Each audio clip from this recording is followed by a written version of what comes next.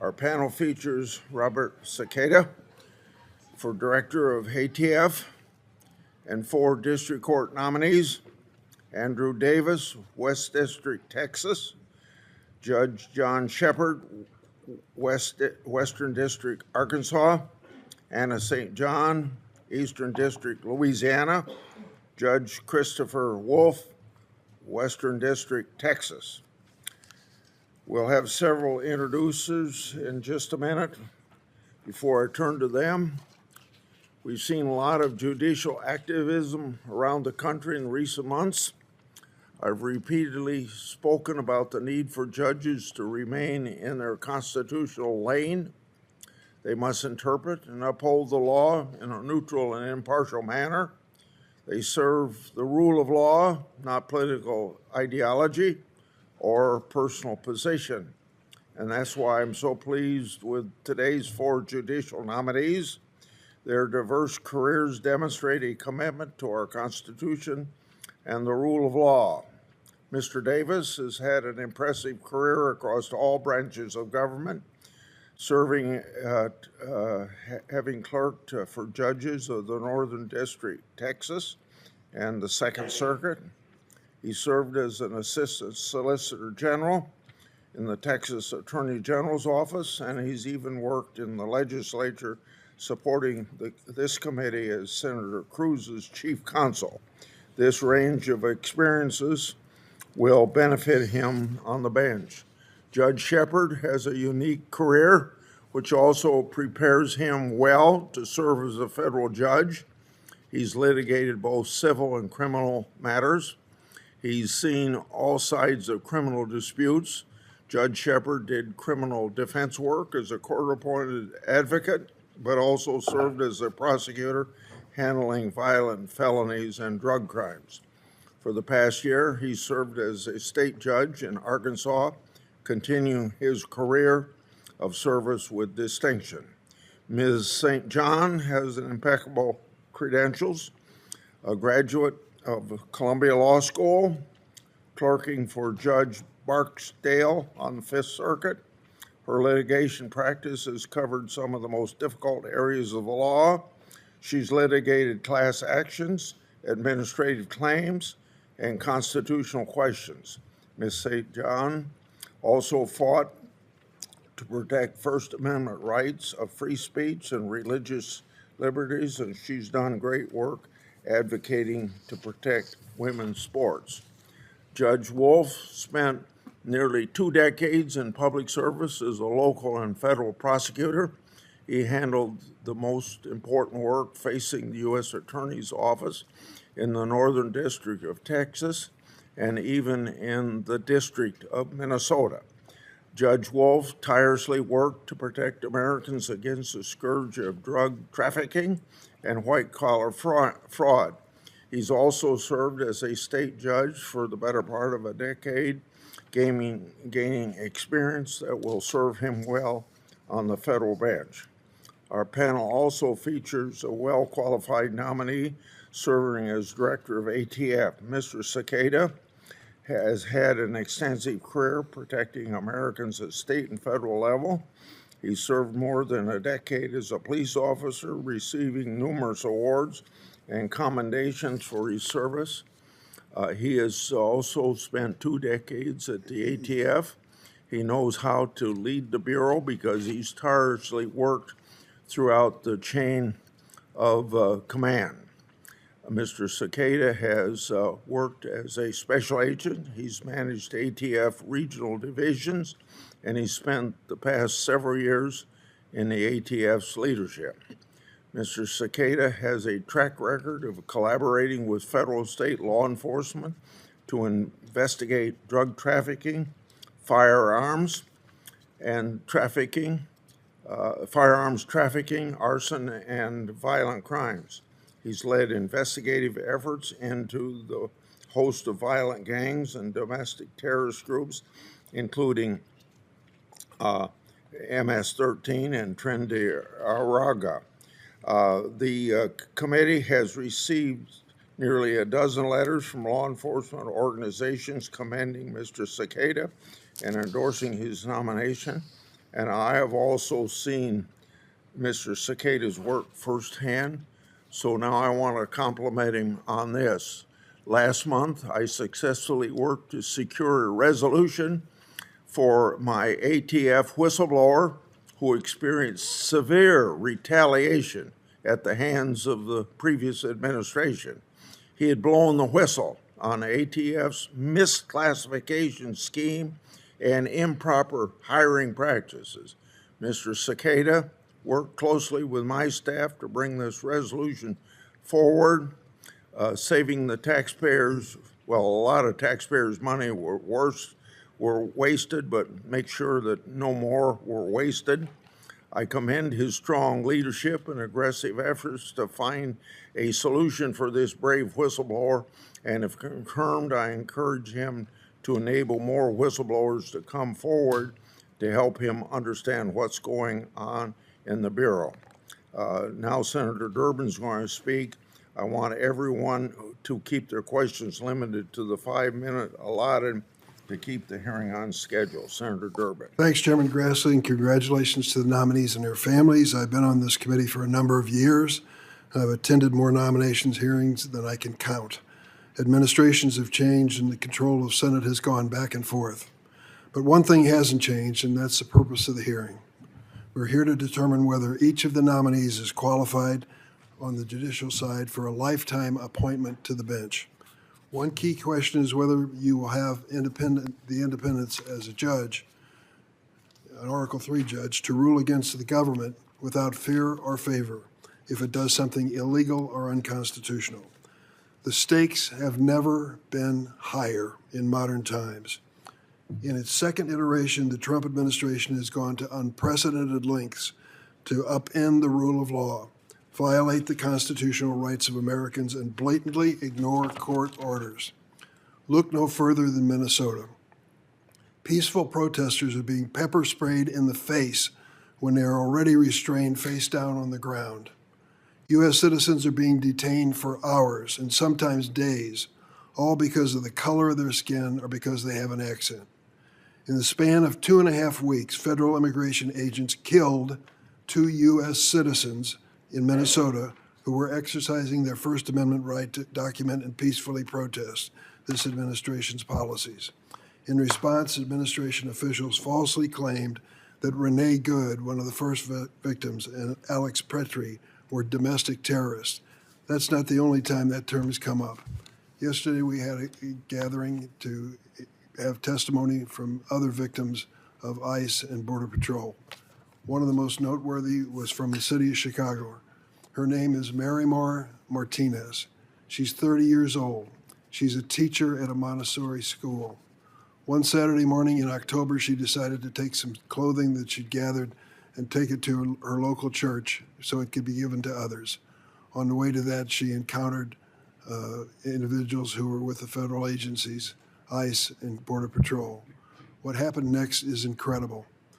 She was accused of ramming their car when there was no evidence of that, and they ended up firing at her.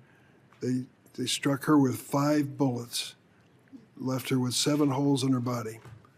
The man who did it was a 23-year veteran of the Border Patrol. Somehow or another, she managed to drive about a mile, and they called an ambulance and took her to the hospital.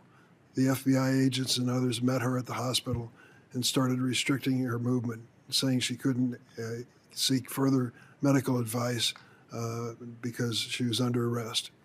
This situation went from bad to worse. She was accused of being a domestic terrorist. Let me tell you how the story ended. Thankfully, she survived 5 shots. The man who shot her, Mr. Exum, a CPB official from the state of Maine, ended up bragging on the internet in a text that he was a pretty good shot to get 7 holes in her body with only 5 bullets involved. That's the sort of thing you can't believe happens in America, that man would do that. It was a matter of court record that he did say that. And what happened to the vehicle that was rammed? Interesting part of the story. They ended up taking it 1,000 miles to the state of Maine from Chicago, where there was an effort made to conceal the actual contact point between the 2 vehicles. That's the reality of the situation. This poor young woman is going to have her life changed forever because of this experience. And what happened to the charges against her? All of them were dropped. All of the charges against her were dropped. This sort of thing is happening in Chicago. It's happening everywhere. Why are we letting this go forward? It's just hard to understand how we've reached this point in this nation. Now a whistleblower has disclosed an ICE memo telling immigration agents that they are allowed to enter private homes to arrest people without a judicial warrant. Private homes. I remember a time when Republicans and Democrats would have been outraged by the notion that federal agents could enter a private home without a judicial warrant in disregard of the Fourth Amendment. The late Supreme Court Justice Anton Scalia famously wrote in 2013, quote, "When it comes to the Fourth Amendment, the home is the first among equals." If this ICE memo isn't evidence of a lawless administration, I don't know what is. Don't take my word for it. In an order issued last Wednesday, Chief Judge for the District of Minnesota, Patrick Schultz, highlighted 96 court orders that he said ICE had violated in Minnesota alone. Listen to what Judge Schultz wrote. This list should give pause to anyone, no matter his or her political beliefs. Who cares about the rule of law? ICE has likely violated more court orders in January 2026 than some federal agents have violated in their entire existence. Not surprisingly, the Trump administration responded by attacking Judge Schultz as an activist. In fact, Judge Schultz is a prominent conservative who clerked for Justice Scalia and was appointed by President George W. Bush. Judges face ever-growing dockets and thorny legal questions, and many now have to grapple with personal attacks and threats of violence as a direct result of repeated attacks by President Trump and his followers. This administration went as far as filing a misconduct complaint against Judge James Boasberg for private comments he made to other federal judges. Notably, Chief Judge Jeffrey Sutton, another George W. Bush appointee, dismissed the complaint. President Trump and many Republican members of Congress have called for judges to be impeached for now not ruling in his administration's favor. As Chief Justice Roberts said, and I quote, "Impeachment is not an appropriate response to a disagreement concerning a judicial decision. The normal appellate review process exists for that purpose. It's not an easy time to be a judge, but it's more important than ever in our history. So I hope today's nominees can persuade you that if confirmed, you'll be loyal to the law and not to the president." Thank you, Senator Durbin. Now we'll go to the introductions, but before we call on Senator Moran to start, Senator Cassidy could not be here, but he asked me to enter into the record his statement in support of Anna St. John, so without objection, that will be done. Now we'll have Senator Moran, Boozman, and Cotton speak. Start, Senator Moran. Mr. Chairman, Ranking Member Durbin, and members of the Judiciary Committee, thank you for the opportunity to be here to introduce Robert Cicada. I thank you for that opportunity, and I thank him for asking me to serve in this capacity. I'm pleased to appear before you today to introduce Robert Cicada as the next director of the Bureau of Alcohol, Tobacco, and Firearms and Explosives, or ATF. In my capacity as the chairman of the Appropriations Subcommittee that funds ATF, that funds the Department of Justice, I've had the opportunity on numerous occasions to get to know Rob. He currently serves as the deputy director of ATF and is, in my view, the consummate lawman. He worked the beat of the streets of New York City, rose through the ranks. He rose through the ranks due to his talent, his skill, his gumption, his dedication to his job, his dedication to our country. He's an honorable man who believes in both the enforcement of law and in public safety. The members of this committee know that ATF is a multifaceted agency. In particular, its regulation of firearms, a constitutionally protected right, has made it at times exceptionally politically challenging. I've had the opportunity to work in the capacity of my role on the Appropriations Subcommittee to try to deal with both the side of regulation of firearms as well as the right of enforcing our laws and protecting citizens that the ATF does well. I've heard from many sheriffs and police chiefs in Kansas and across the country how ATF's partnerships have helped reduce gun violence in their areas. I've been in numerous meetings with Mr. Cicada and have seen his commitment toward cooperation between state, local, and federal law enforcement agencies. Beginning in July of 24, over the course of several months, an ATF undercover officer conducted multiple controlled purchases from targets in the Kansas City area, leading to the seizure of 20 firearms, including 6 that appeared to have been modified to be fully automatic. This is the contribution we need to our public safety from the Alcohol, Tobacco, and Firearms Agency, working with local law enforcement to get guns off the street from non-law-abiding citizens. ATF's contribution to crime gun intelligence, particularly through something called the National Integrated Ballistic Information Network, what we call NIBIN, is a game changer in public policy.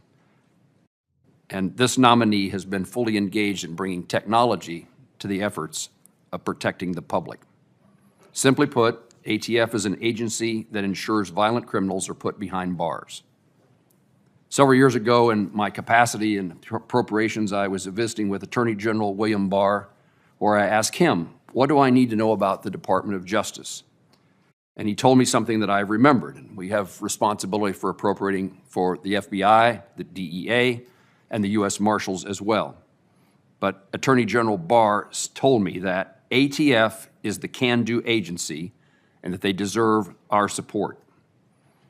I think we have found, the administration has found a person of great capabilities, character, and dedication.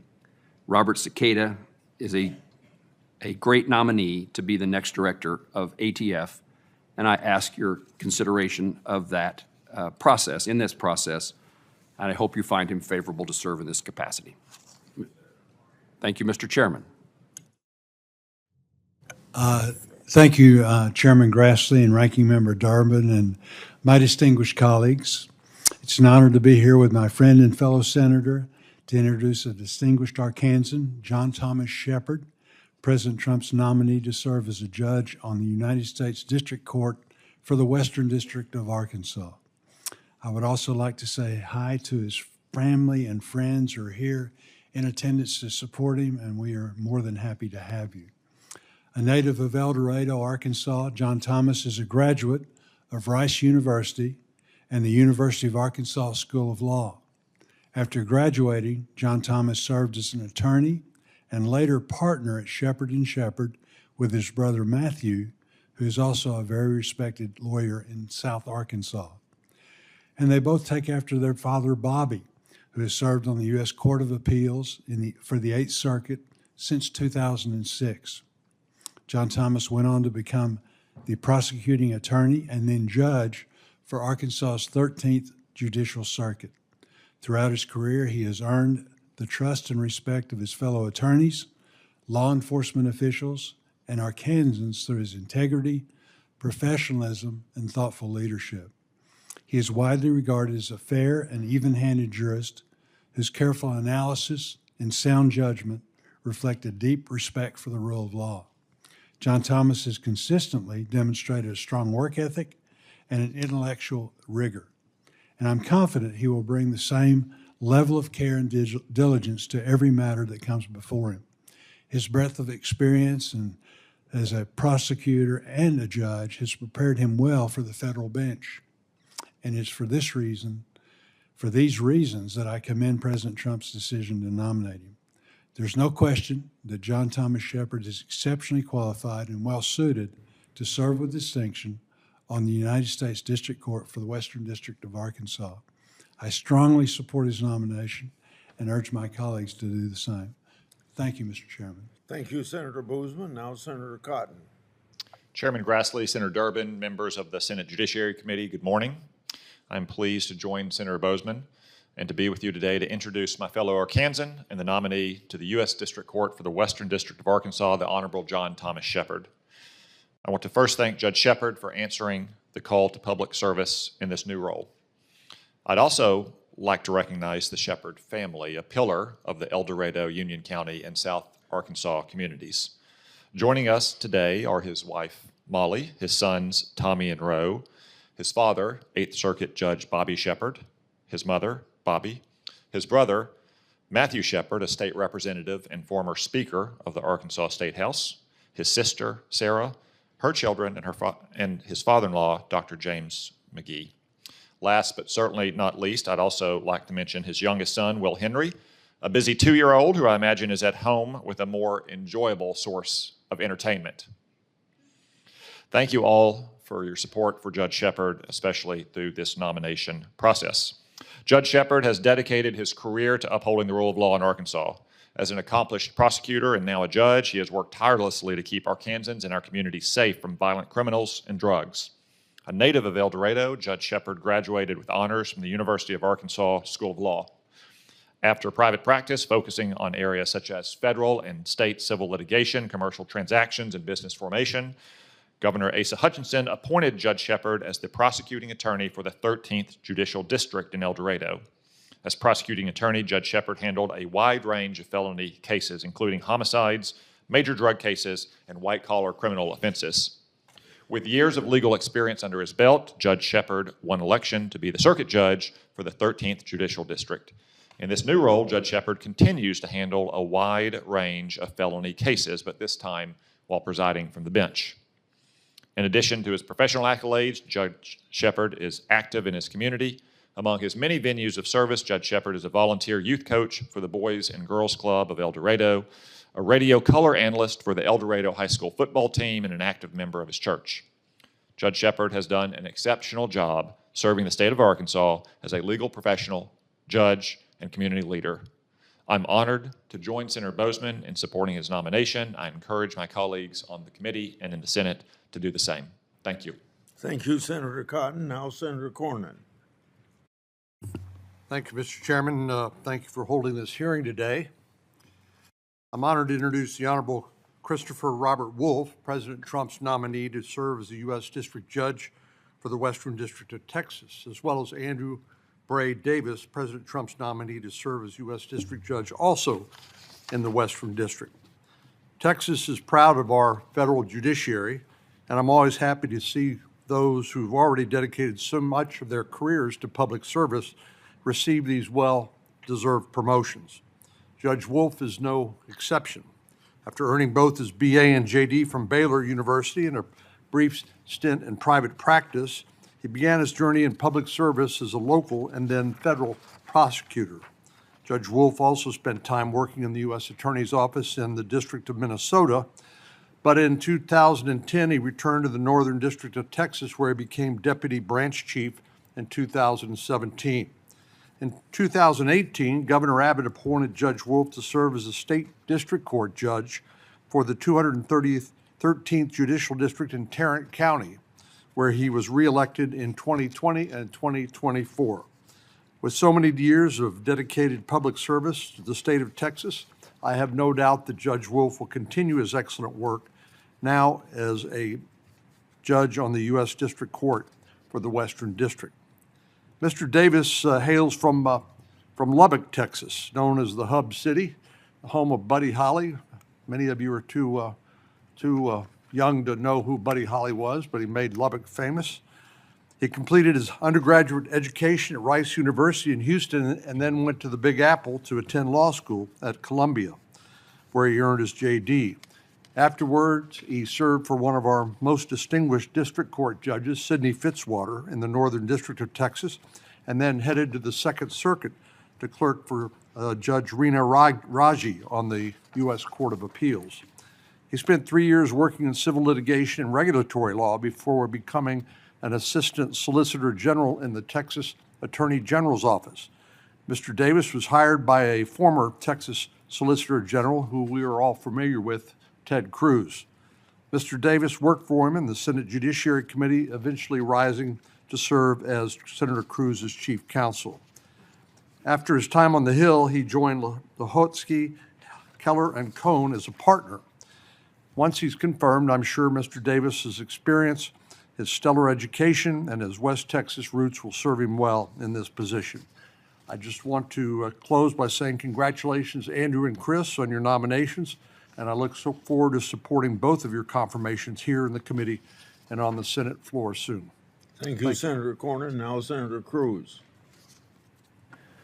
Thank you, Mr. Chairman, and I appreciate my colleague, the senior senator from Texas, invocation of Buddy Holly. I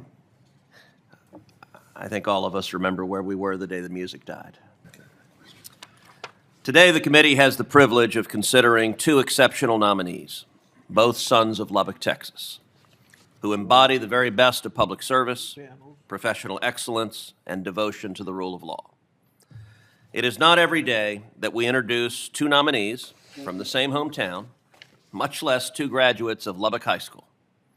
But it is a fitting reminder that extraordinary public servants often come from ordinary places, shaped by strong communities, faith, family, and a deep sense of responsibility.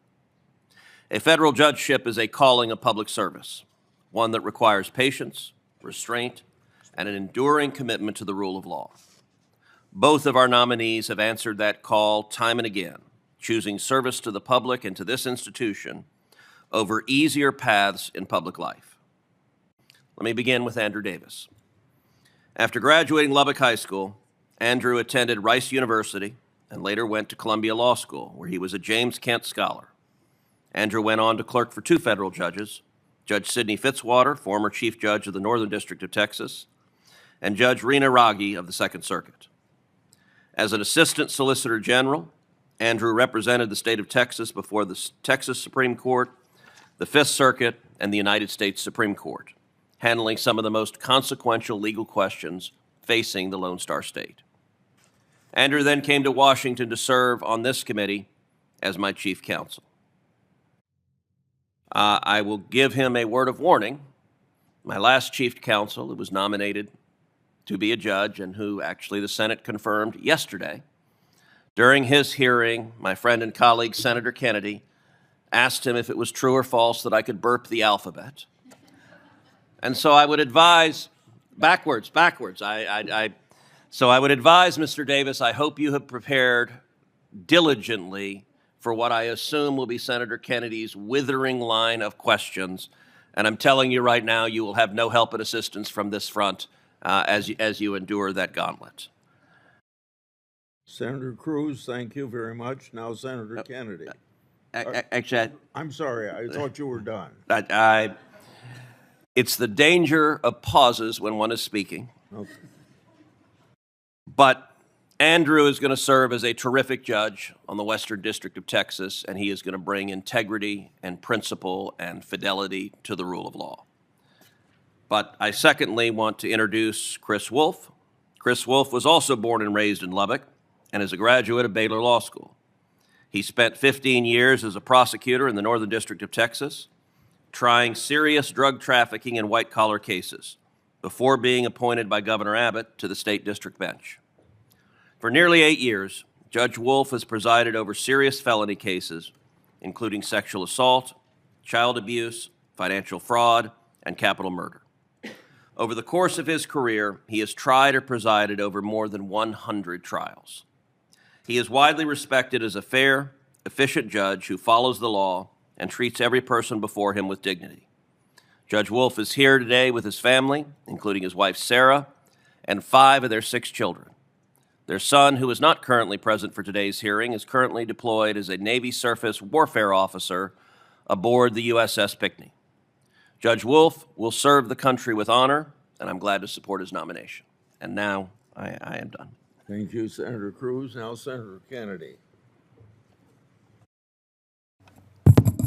Thank you, Mr. Chairman. Anna St. John is, she's from a small town. She went off to LSU, knocked the top out of it, graduated magna cum laude. Then she went to Columbia University, got a master's degree. Then she went to Columbia Law School. She knocked the top out of it too. She also was a James Kent Scholar. Then she clerked for a very prestigious judge on the United States Court of Appeals for the Fifth Circuit.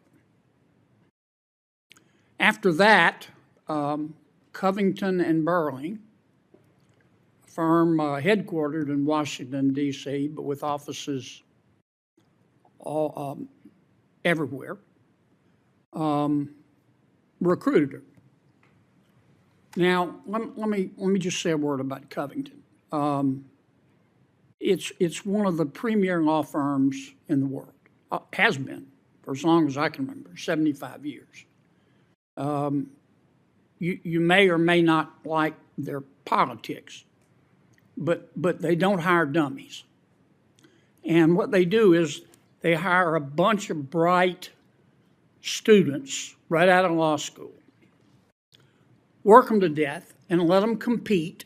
And of course, the partners make money off of it. But they let them compete.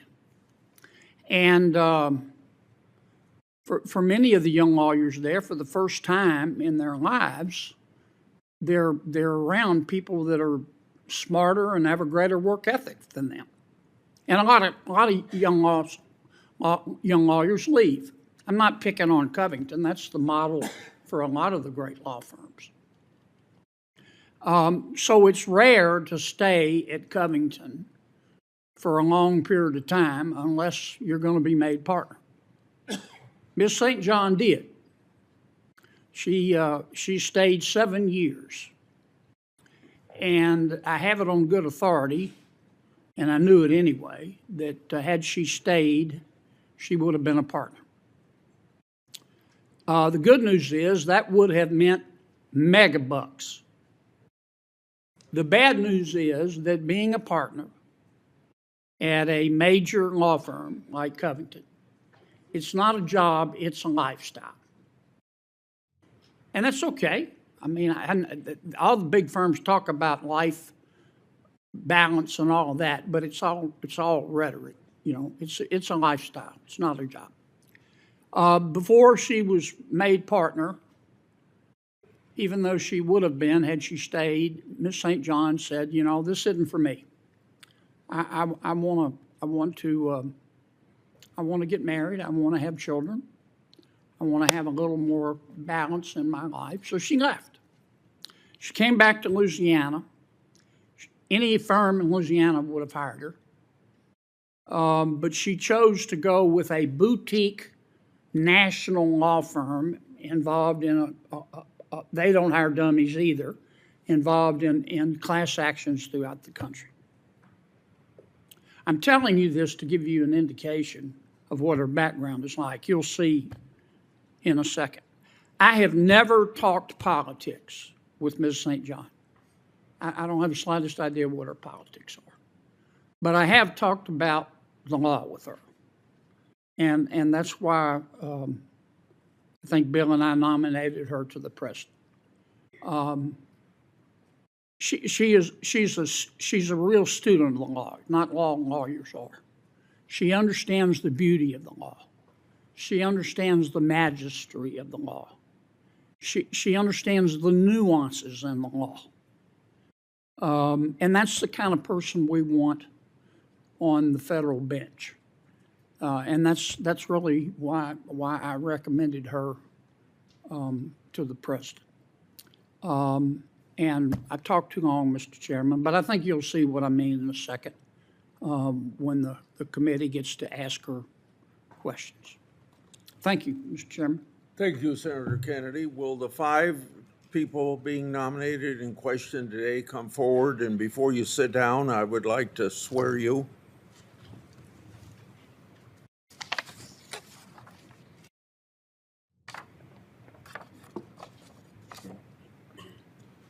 Do you swear that the testimony you're about to give before the committee will be the truth, the whole truth, and nothing but the truth, so help you God?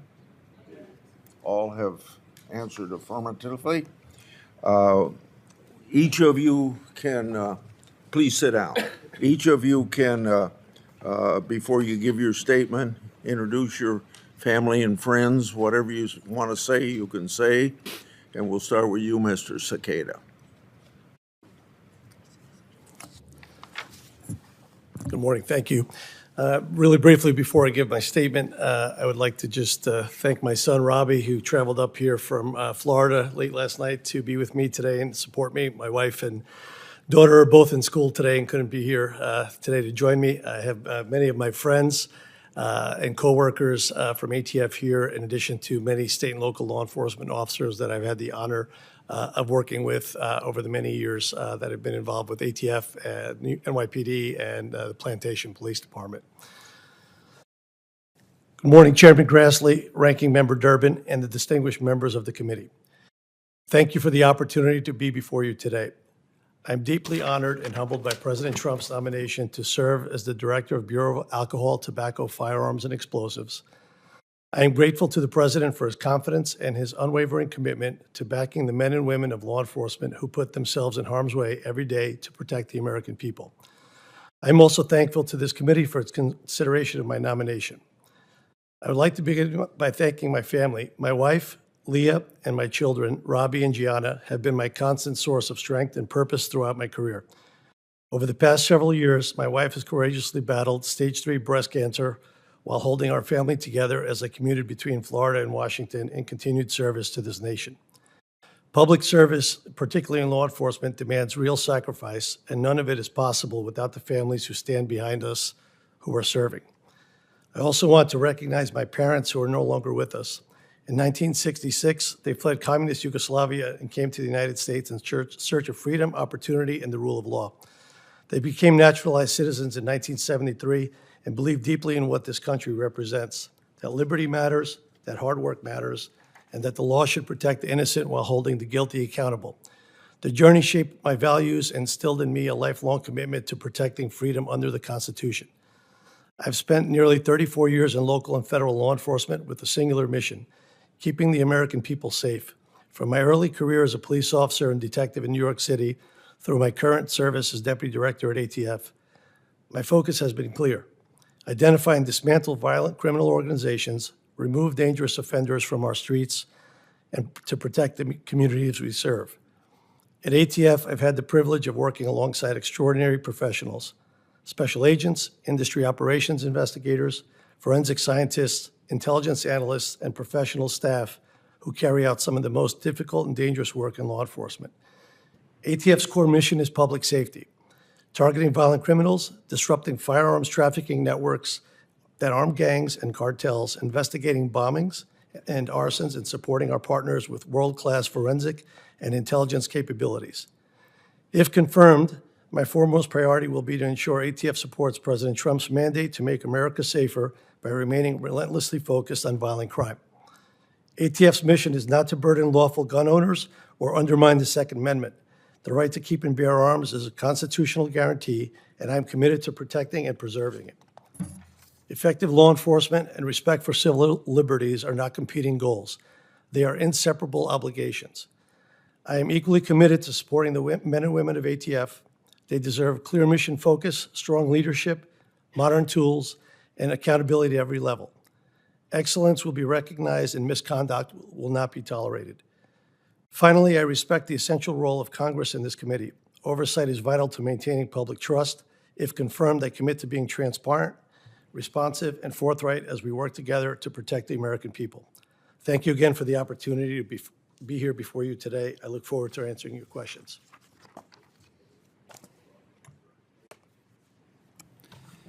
Thank you, Chairman Grassley. Thank you, Ranking Member Durbin. Thank you, members of the committee. I want to begin today by thanking President Trump for the great honor of this nomination. I also want to thank the Texas senators, Senator Cornyn and Senator Cruz, for recommending me to the White House, for their support throughout this nomination process, and for their very kind introductions today. With me today up from Texas is my family. Most importantly, my wife, Rebecca Davis. We've been married 18 years. We met in high school, and none of this would have been possible without her love and support. She has incredible patience, kindness, and has sacrificed much for our family. With us today are also our 3 kids. They are very excited to be here in D.C. My youngest especially is loving the amount of snow that she's never seen in her life. With me also from Texas, from Lubbock, where my parents still reside, is my parents, Dorothy Davis and Glenn Davis. They are lifelong educators, and I couldn't have asked for a better example of parents. They've shown me strength of character, the ability to live with humility, and what a loving, lasting partnership looks like. Not with us today, but I also want to thank my in-laws, Roger and Mary Satoff, for treating me as one of their own and their support and love throughout the years.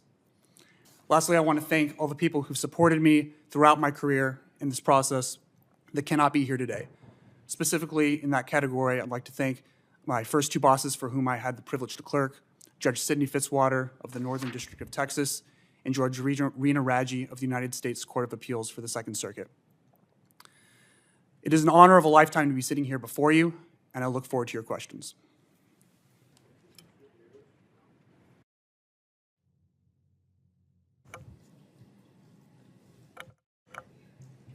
Thank you, Chairman Grassley, Ranking Member Durbin.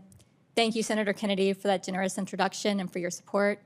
I thank Senator Cassidy for his support as well. And thank you to all members of the committee for considering my nomination. It is a tremendous honor to be before you today. I thank President Trump for the honor of this nomination. I'm joined today by my husband, Scott. We celebrated our 20-year anniversary last month, and our marriage is one of the great blessings of my life. Another is my children, Charles, Bertie, Anna Douglas, and Jack, are also here today. I'm joined as well by my brother, Derek, whom along with my other siblings, I'm proud to call not just my family, but also my friend. My life has been marked by the generosity of so many mentors, colleagues, and friends who have shared their knowledge, wisdom, and time over the years. I thank those who are here today and to all of my family members and friends who are supporting me from afar. I'd like to say a special thanks to Judge Risa Barksdale, for whom I clerked. My clerkship was a foundational experience during which I had the opportunity to see judicial integrity at the highest level. Finally, there are two people who are not here physically today, but I know are watching from above. Those are my parents, Libby and Chuck Wagner. They created a foundation of faith and family that I will always carry with me, and I would not be here without their tremendous sacrifices and support. Again, I'm so honored to be here, and I look forward to the committee's questions. Thank you, Ms. St. John. Now, Judge Thomas, or Shepard. Thank you, Chairman Grassley, Ranking Member Durbin, members of the committee. I want to thank you for the privilege and the opportunity to appear before you today. I'd like to thank President Trump for the high honor of this nomination. I want to thank Senator Boozman and Senator Cotton for their kind words this morning about myself and my family. I want to thank them for their support throughout the process and for their dedicated service to the nation and the people of the great state of Arkansas. Senator Cotton introduced my family, so I will not list them. There are a lot here. I will mention my sister's kids who he didn't list and would be upset with me if I did not list them. Shepard, Rebecca, and John Robert are here supporting me today. Also have a dear friend from law school, friend of my wife and myself, Robin Wright Cleary, who is an exceptional Arkansas attorney who works here and lives here in the Washington, D.C. area.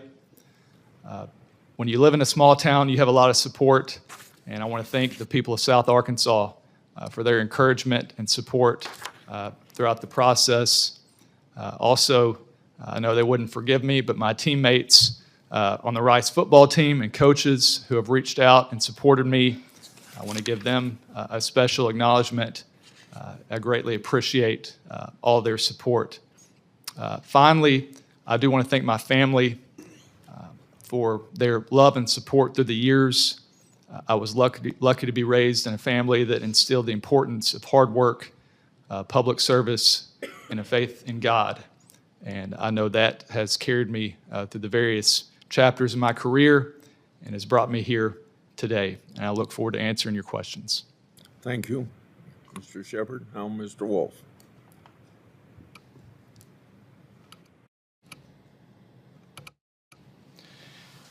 Thank you, Chairman Grassley, Ranking Member Durbin, to the committee for considering my nomination. And thank you to President Trump for the great honor of that nomination. I'm also grateful to Senators Cornyn and Cruz for recommending me to the President and for your support along the way and for your very generous introductions. Thank you. I was born and raised in Lubbock, Texas, and I had the great privilege of having parents who loved me, who encouraged me, and sacrificed for me. My mother, Jill Wolf, passed away 20 years ago, and my father, Billy Wolf, passed away 3 years ago. Both would be incredibly proud that their only child sits before you today. My dad drove trucks and roughnecked when I was young until he finally got admitted into law school when I was in elementary school. I spent my youth traveling with him all over West Texas, watching him try cases. It was during that time that I developed a high view of the law and concluded that being a judge would be a noble calling. Here today with many family and friends that I don't have the time or ability to adequately thank, but I'm still thankful for their support. Also here with my family, starting here with my wife, my amazing wife and best friend, Sarah. She's here with 5 of my 6 kids, Asher, Samuel, Joseph, Nathan, and our daughter Lois. And my oldest son, Graham, couldn't be here today. He's currently on deployment as a Navy surface warfare officer. Grateful to be here. Happy to answer your questions. Thank you. Thank you all very much for your opening statements. I'm going to start with Mr. Cicada. We have 5 minutes each. You've been deputy director.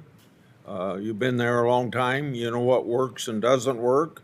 So given your unique perspective, what are your priorities for the Bureau if confirmed? Good morning, Senator. Thank you for your question. The top priorities for ATF will remain violent crime in the forms of illegal use of firearms, illegal use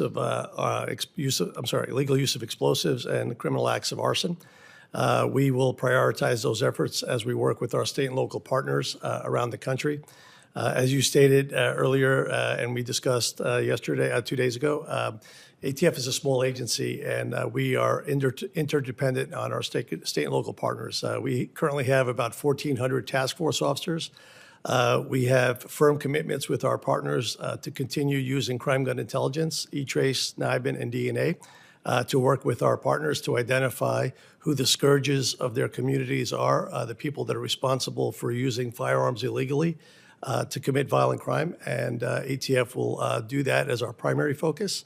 We will also attempt to use the budget that we've been allocated to modernize some critical systems that are used to work with our industry partners with, for example, the forms and licensing systems are over 25 years old, and they're very antiquated and cause significant delays in processing of forms, which unnecessarily burden the American public and the industry members. I think that would be a significant efficiency. And then, in turn, we will make sure that during the next several years, we follow President Trump's Second Amendment executive order to review all ATF policies, procedures, and regulations to ensure that none of those infringe upon the Second Amendment unnecessarily. You and I discussed the whistleblower that exposed $20 million of waste because of fraudulent activity within ATF. Thank you for doing that, but I also hope that emphasizes listen to every whistleblower so they never have to come to Congress and seek the protection of whistleblower protection laws. Now to Mr. Davis. You've had an impressive career, worked across different branches of government, so how did your work in the different branches of government shape your perspective for being a federal judge? Thank you, Senator. Specifically in government, the opportunity to serve as an Assistant Solicitor General in Texas was very formative to me in terms of understanding the role in a courtroom. When I became an appellate advocate, argued a number of cases, I learned what it was like to appear in front of judges that would give respect, that were treating cases fairly, impartially, that were seeking to find the right answer and apply the law without fear or favor. One of the things I learned most from working for this body is before I arrived here, I had a sense in my academic career and my practice that legislative history was not something I wanted to rely on if I were ever to be a judge. And being here taught me about the process of lawmaking. It taught me about how law bills become law. It taught me about presentment. It taught me all the factors that come into it, and that really only the text is the thing that is put forward as law. It's the only thing that survives bicameralism and presentment. And from that experience in being around this body, that formed how I would think about statutory interpretation if I were so lucky as to be confirmed as a judge. Thank you. Ms. St. John, your advocacy has covered numerous areas of the law, including class actions, administrative disputes, and constitutional questions, among others. How have your experiences across these areas of law prepared you to step into the role of a federal judge, a role which by its nature is necessarily generalized? I have had the opportunity to handle a number of different types of matters throughout my career. I've been very fortunate in that regard. And so I do believe that I've learned how to approach new areas of the law and get up to speed on them quickly. And throughout that process, I've learned both that the rule of law is the primary centerpiece of the practice, and I have a deep and abiding respect for that. Thank you. Now I've got just 13 seconds left. Mr. Shepard, please tell us what you've learned from these roles that have advocacy on both sides of criminal cases that best prepare you for the federal bench. Thank you, Chairman Grassley. Can I continue? Can I answer the question? Yes. Okay. Well, certainly being on both sides of issues, both in the criminal context and the civil context, has been a benefit to me, not only when I was in practice, understanding the various arguments that the parties will make. By the nature of being in a small town, I represented plaintiffs and defendants. As was stated, I was a prosecutor and also did criminal defense work as a CJA panel attorney in the Western District. And all of that varied experience, I believe, gives me a unique perspective that has helped me on the state court bench, certainly. And I believe it would also benefit me if I'm fortunate enough to be confirmed to the federal district court. Thank you. Senator Durbin. Thanks, Mr. Chairman. Mr. Sakata, good meeting in our office. Enjoyed meeting you. Your highest priority, you say, is stop violent crime. It's a priority well worth your attention and ours as well. At least 2/3 of the ATF agents, 1,778 of the 2,572 agents, have reportedly been diverted from preventing gun violence to carry out the president's immigration agenda. Do you support the president's proposed cuts to ATF? Good morning, Senator. Thank you for your question, and thank you for making time to speak with me. That number is incorrect. I think we discussed that yesterday. The number of agents that have been diverted to focus on Title VIII enforcement is actually averaging somewhere between 75 and 100 agents per day. The remainder of ATF agents focus on violent crime throughout the country on a daily basis. Do you support the idea of diverting ATF agents to engage in immigration enforcement? I support ATF agents being used to enforce federal statutes and supporting our federal partners. The number of agents that have been used in these efforts have been very much focused on violent crime, specifically assisting HSI and ICE on illegal aliens that are members of MS-13, 18th Street, illegal aliens that are carrying firearms. So in those efforts, 100% ATF supports our partners. Thank you. Mrs. St. John, in November 2021, I chaired this committee and we advanced the Ending Forced Arbitration of Sexual Assault and Sexual Harassment Act. It passed by a voice vote, which is unusual in this committee. It had strong bipartisan support and was signed into law in 2022. Forced arbitration clauses deny sexual assault survivors a day in court and require, in many cases, that the misconduct be concealed from public view. You testified against this legislation in November of 2021, claiming that Forced arbitration, quote, was not in the best interest of those subjected to sexual harassment, ending forced arbitration, not in the best interest of those subjected to sexual harassment and assault. You argued that the bill, quote, turns these women into unwilling pawns, leveraging their private difficulties in pursuit of public policy objectives that don't actually benefit them. Former Fox News host Gretchen Carlson was one of the leading advocates for our bill, following her harassment by Roger Ailes. She has expressed her concern about your nomination because of your testimony. Here's what she said. While women around the country bravely share the urgency of eradicating forced arbitration, St. John used her power and influence to gaslight these women in the public. She downplayed their stories and minimized their pain. Instead of listening to women who were forced to suffer in silence, St. John tried to convince Congress that these women's understanding of their own experiences were incorrect. Do you still oppose ending forced arbitration for people who have been sexually harassed or assaulted in the workplace? Senator, I have deep respect and gratitude for women who speak up against predators and those who sexually harass and abuse women. I certainly did not minimize their stories. I was invited to provide testimony regarding arbitration and out-of-court resolutions. I did provide perspectives onto how arbitration can be beneficial and that it can result, and often does result, in much higher recoveries for plaintiffs and sexual assault survivors.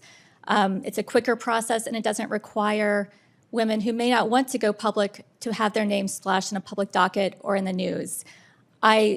I respect every party's right to go to court or to resolve their disputes in arbitration, and I don't believe my testimony can be interpreted to be minimizing of women or forcing them to take a certain approach to resolving these very troubling problems in our society. So you have not changed your position? Senator, I stand by my testimony, which is that people should have a right to choose arbitration or to go to court. I don't believe I testified against forced arbitration. Thank you. Thank you, Mr. Chairman. Okay, Senator Lee. Mr. Cicada, I'd like to start with you, if that's all right. I believe that the elimination of the $200 National Firearms Act tax stamp was a significant victory for Second Amendment rights. This is a constitutionally protected right, the right to bear arms, and when we attach a significant tax burden to it, that's got to be taken into account.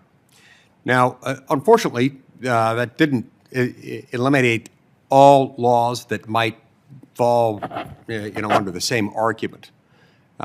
We still have pretty significant restrictions in place, including various registration requirements that exist under the National Firearms Act, not all of which I believe have clear constitutional justification. But even before we get to the constitutional justification, which may tie in to the policy points, I wanted to ask you a little bit about whether and to what extent or in what way there is, law enforcement or other policy-based justification that makes it, compelling, makes it make sense, makes it necessary for one reason or another to have these restrictions in place as to things like silencers, short-barreled rifles, and short-barreled shotguns.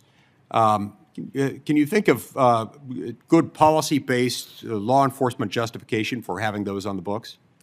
Good morning, Senator. Thank you for your question. As far as policy, our enforcement of those firearms applies strictly under the NFA. If, let's say, for example, they weren't under the NFA, they would still be required, they would still be firearms under the GCA. Right, so they're not unregulated. And in order to buy them, you would still have to go through the background check process, which is, which is significant. And depending on how busy they are at the time when you're buying a firearm, you may have to wait minutes, or it might be hours, or whatever it is. But it's not completely unregulated at that point. That's correct. So these are additional restrictions slapped on top of those restrictions already applicable to all firearms. Is that right? Yes, sir, through the NFA, that's correct. Okay. Now, and that certainly, grass bat, certainly as to the short-barreled rifles and short-barreled shotguns. Let's talk about suppressors for a minute, the sound suppressors, commonly known as silencers, but, a technical term within the industry is sound suppressors. Tell me what policy justification. I think that one falls as legitimate as the criticism is of these restrictions as to the other items that we've discussed, like short-barreled shotguns and short-barreled rifles. It seems to me to be particularly difficult to justify the additional restrictions as to sound suppressors, because sound suppressors are themselves not guns, correct? Under the law, sir, suppressors are considered firearms under the Gun Control Act. So that's why they're regulated under the GC. Well, they're regulated under both GCA and the NFA. Right. But unlike actual guns, the suppressor is not capable of firing a bullet. Unlike guns, suppressors are there, as the name implies, to suppress sound. So that people who use guns, whether that's for hunting, for target practice, for sporting of one sort or another, they are subjected to a bombardment of sound that is louder than it otherwise might need to be. And for people who use certain kinds of firearms that happen to be really loud, they've got to use some kind of hearing protection on their ears. The question arises, what decent public policy justification or law enforcement need might compel the United States government, with all the force of the United States government and with enforcement power given to the to ATF, to restrict those, given that there is a legitimate public policy justification for actually wanting to encourage people to do it, because it tends to protect people's hearing. Can you think of any good reason why we should not allow those, or at least why we shouldn't allow them without this additional step above and beyond what applies to firearms generally? Again, sir, from ATF's perspective, ATF is bound by the law at this point, and if Congress chose to move suppressors out of the NFA into the GCA, ATF would be supportive of Congress's decision. Well, that is very good to know, because we periodically do introduce legislation, and when we do that with basically every department, every agency I'm familiar with, we tend in my office, and I think my colleagues do the same, to seek technical input from the agency involved in the enforcement of that law. And it's good to know in advance sometimes what that might look like. So I appreciate your perspective on this one. Congress does need to revisit these issues, particularly given that sound suppression can be very important for health and safety reasons. There is not a legitimate health and safety reason, certainly, to treat this not just as a firearm, but as a particular type of firearm that requires further restriction. Thank you, Mr. Chairman. I see my time's expired. Before Senator Hirano, I'd like to enter into the record a letter supporting Mr. Ciceda's nomination from Knox Williams, the president of the American Suppressor Association. It's a guns rights organization. The American Suppressor Association endorsed Mr. Ciceda's nomination and praised his, quote, unwavering commitment to accountability, transparency, and collaboration with law-abiding firearm owners and industry stakeholders, end of quote. Without objection, this will be entered into the record. Senator Hirano. Thank you, Mr. Chairman. Welcome to all of our nominees, your families and friends. I ask the following two initial questions of all nominees to appear before any of the committees on which I sit as a way to determine fitness of the nominees to serve. So I will start with Mr. Cicada, and we'll just go right down the line with the responses to my two questions. Since you became a legal adult, have you ever made unwanted requests for sexual favors or committed any verbal or physical harassment or assault of a sexual nature? Good morning, ma'am. No, I have not. No, Senator. No, Senator, I have not. No, Senator. No, Senator. Have you ever faced discipline or entered into a settlement relating to this kind of conduct? No, I have not. No, Senator. No, Senator. No, Senator. No, Senator. Mr. Davis, as an attorney, you defended Fox News Network when it was sued for defamation by Dominion Voting Systems after the 2020 election. And Dominion alleged that several Fox News reporters made false statements about its voting machines, and ultimately Fox News settled for $700 million. So clearly, Fox News had trouble telling fact from fiction. It is very important, to say the least, that judges rely on facts to make their decisions. I have one question for you. Did Donald Trump lose the 2020 election? Yes or no? Senator, President Biden was certified as the president and served 4 years. It's very clear that all of our nominees have been coached to respond in that way, and the fact that none of you can acknowledge who actually won the election is pretty disturbing when we are focused on the expectation that judges will rely on facts. This is for Judge Shepard. You attended Rice University in Houston, Texas, and you have previously stated that you appreciated the diversity of the student body, and that diversity, to quote you, helps better our understanding. I'm putting the word "our" in there, understanding of the world, end quote. I hope that you still believe that, and I think you must be aware that this administration has a disdain for diversity and DEI programs. In fact, President Trump, one of the first executive orders he issued upon being inaugurated was to direct every department to eliminate any and all support for DEI. And this has led to withholding of funds and even de-emphasizing and eliminating official celebrations and observances of events that can be characterized as supportive of DEI, such as Juneteenth. For example, the National Park has eliminated the fee-free days for Martin Luther King Jr. Day and Juneteenth, and replaced, incredibly, free day celebrating Donald Trump's birthday. You know, the anti-DEI sentiment of this regime, as I refer to it because of its authoritarianism, permeates this administration's priorities. So, frankly, any organization celebrating or supporting the diversity of our country is discouraged from doing so. So people are getting the message that that is not a good idea to do that, even if that is their desire. Judge Shepard, don't you think that anti-DEI could lead to discrimination against minorities, including women, because women are included as part of DEI? Senator, thank you for the question.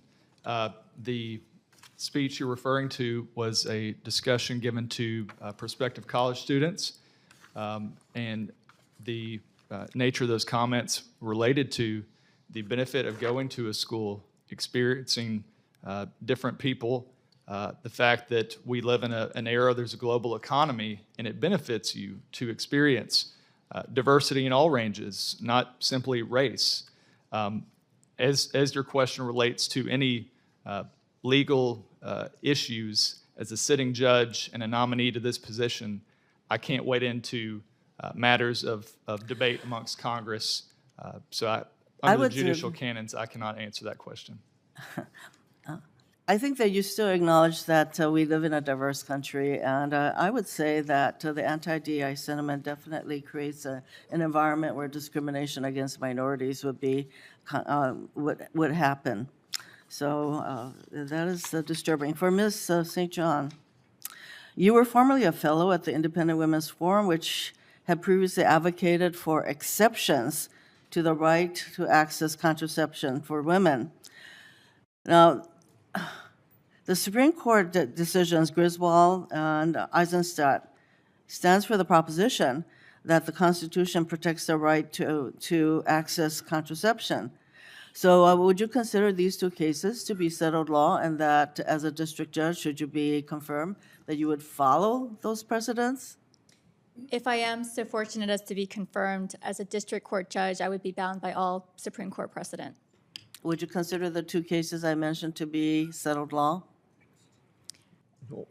I would have to look and see whether they've been overturned, Senator. If they're binding law, I would apply them. No. That's a no. Senator Kennedy? Senator Kennedy?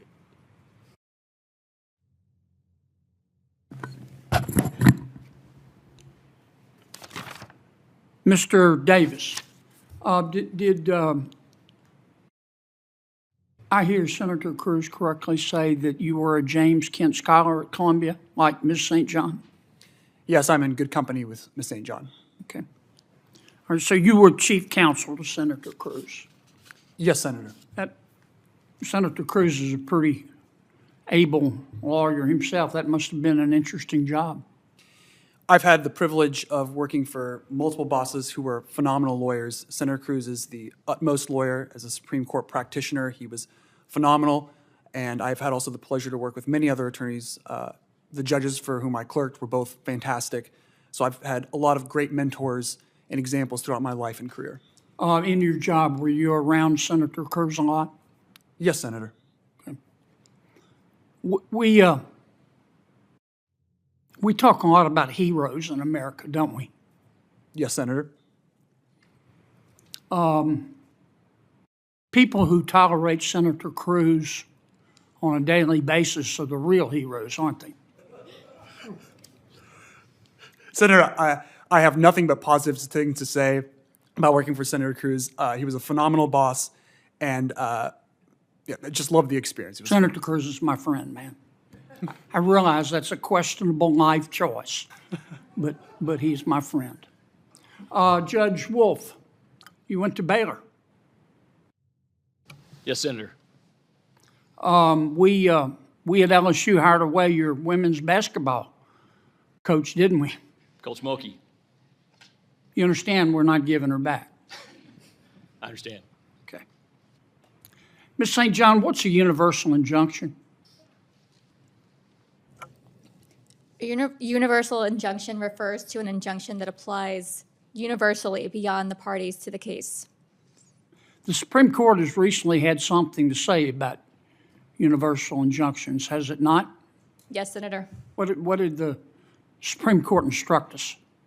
Well, in Trump v. Casa, the Supreme Court held that universal injunctions are disfavored and courts are limited to awarding complete relief as to the parties before the court. Did the Supreme Court talk about class actions in its opinions?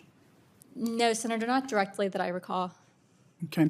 Do you think, one of the arguments, as I understand it, for universal injunctions, well, it's both an argument for and against, but that it impacts more than just the plaintiffs before the court. Is that correct? Yes, Senator. I've heard the argument made that a substitute, some would argue a more efficient substitute for universal injunctions would be a class action lawsuit. What do you think about that? You know, a class action does allow relief beyond the named representative plaintiff. The class actions have a lot of additional safeguards set forth in Rule 23. And so, it does allow large groups of plaintiffs to come together in one case in a way that may not be, to seek relief in a way that bilateral litigation may not allow, but it does have additional protections. Okay. Let me go back to Mr. Davis. Since we have our ATF nominee in front of us today, I thought I'd ask you a little bit about our Second Amendment. I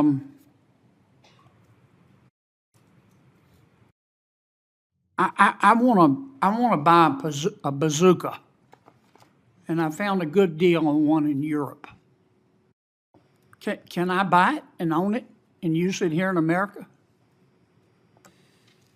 Senator, I believe that falls under prohibitions in the National Firearms Act, but let me speak more generally, because I think that's right, but let me speak more generally to the Second Amendment question, which I believe is what you're getting at.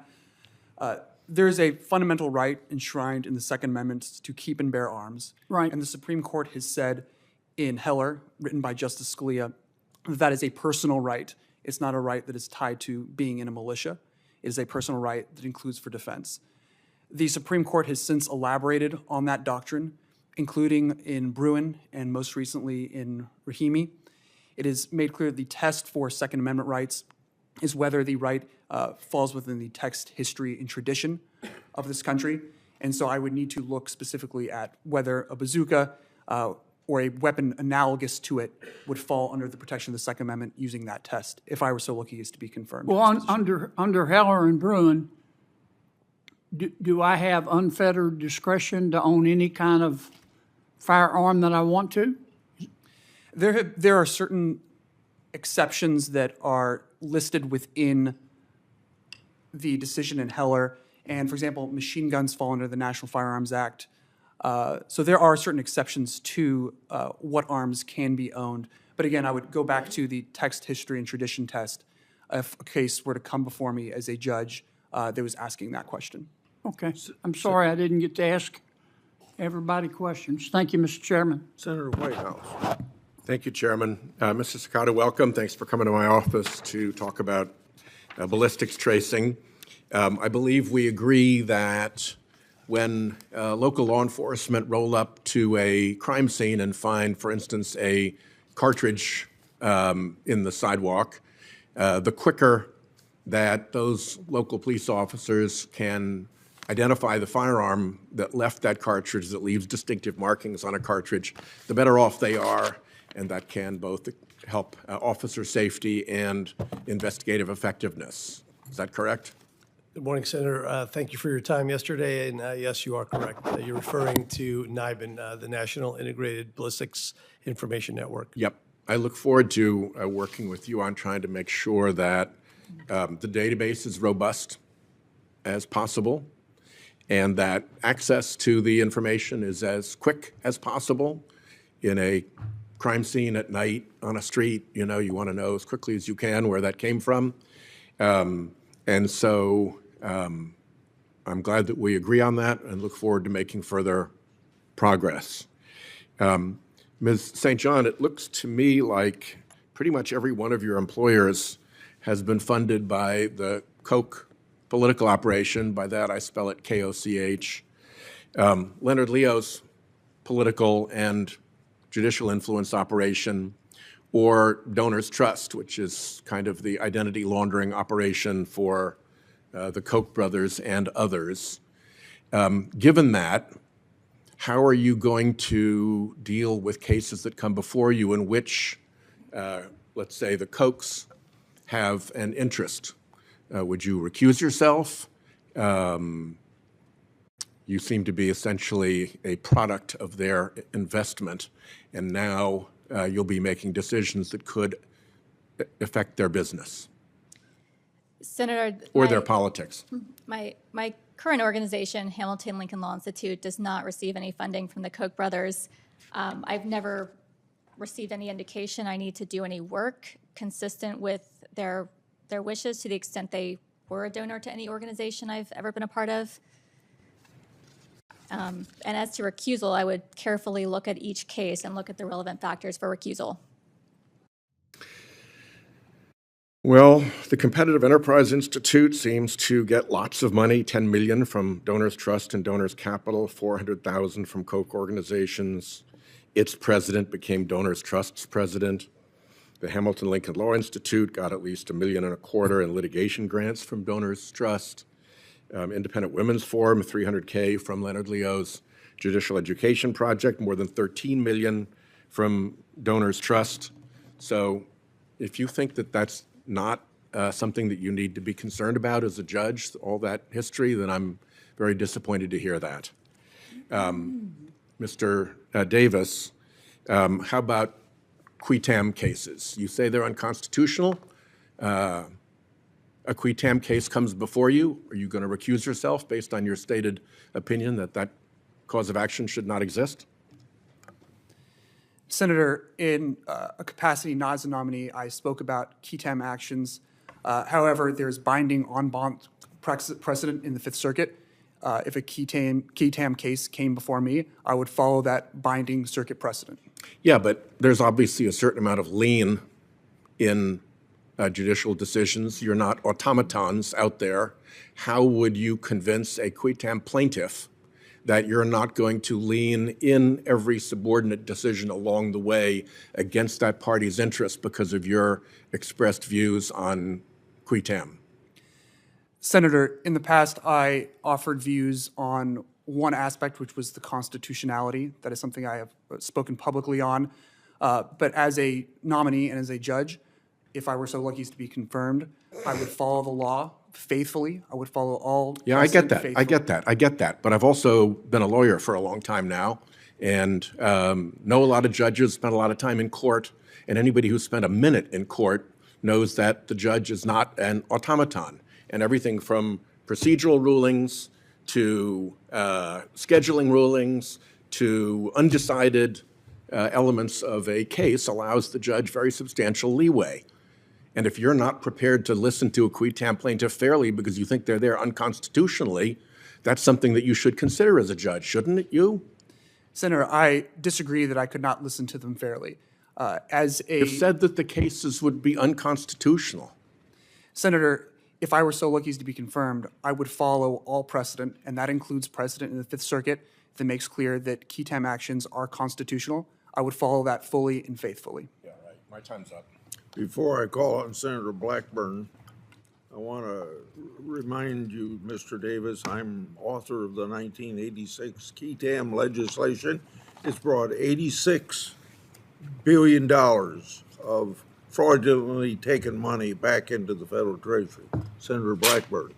Thank you, Mr. Chairman, and I always find it so interesting that our colleagues across the dais want to talk about money, and yet the Soros Foundation and the millions they have put into different nonprofits and efforts of influence are really quite astounding. They're the record breaker. Mr. Scott, I want to come with you, and thank you for your time. We talked yesterday about the Memphis Safe Task Force. President Trump, A.G. Bondi, Director Patel have done a great work with all the federal agencies in Memphis. And as I told you yesterday, they have made more than 6,500 arrests. They've taken 1,500 illegal firearms off the streets. They have found 148 missing children, and it's a joint effort. You've got all these federal and state agencies that are there. ATF is a part of this. And talk about what you would do as director to support the effort of the Memphis Safe Task Force, which has cut crime in Memphis by over 50%. And I'd like to hear what you would do to not only Memphis, but other cities to keep them safe and free of these criminals. Good morning, Senator. Thank you for your time. And again, thank you for making time to speak to me yesterday. ATF is a proud partner of the Memphis Safe Task Force, as we are in the Make DC Safe and Beautiful Task Force as well. As everyone knows, ATF is a small federal agency. We have about 40 ATF agents in Memphis that are assigned to this task force, and we've made up for about 32% of the federal cases that have been brought forward in Memphis for federal firearms violations. So our small team is a significant contributor, and I think someone called us the can-do agency earlier, and I plan on continuing to support that task force. We, as an agency, every year like to have surge operations around the countries in cities like Memphis and D.C. that are being impacted by violent crime. We don't do it alone. We always work with our state and local partners, with other federal partners, to ensure that we are using a whole of government approach to make the largest impact on violent crime in those communities. Well, we appreciate the number of these cases that have been able to be tried federally. We have a weak DA in Memphis, and so getting these into federal court, it has been helpful in making the city safe. Mr. Wolf, let me come to you. talk a little bit about sentencing because the Western District of Texas really has a high volume of federal cases, immigration, drug, firearms cases that are there, other criminal offenses. So talk with me about how you would approach the federal sentencing guidelines and whether you believe there are circumstances where a judge should deviate from those recommendations.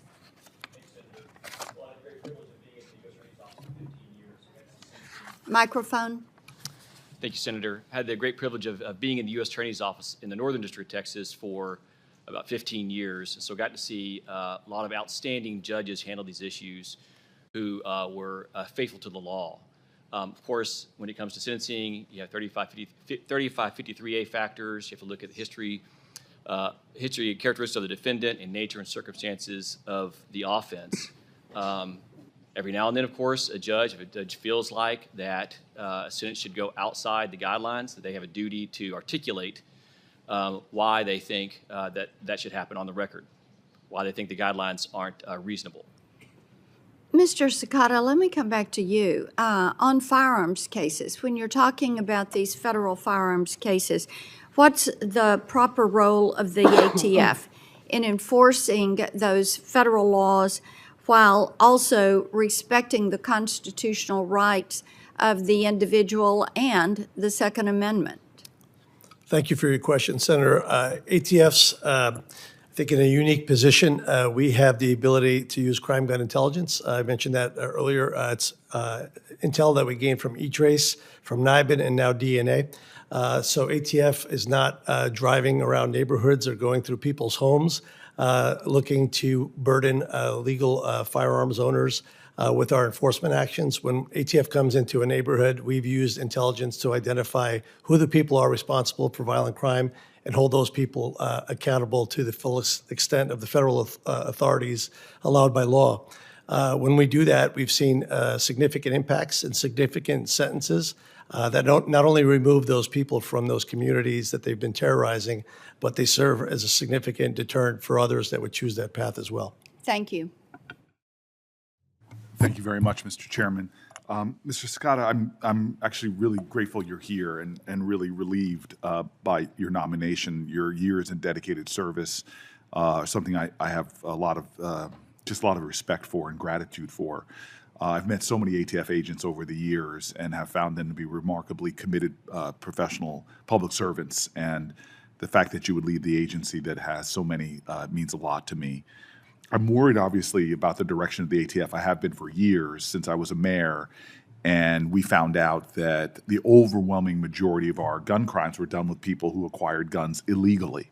If we were just enforcing the laws, we could have driven down violence as much as I advocate for other gun safety laws. The ones we have right now, should the ATF be given the resources and manpower to enforce the law, we could save a lot of lives in our country.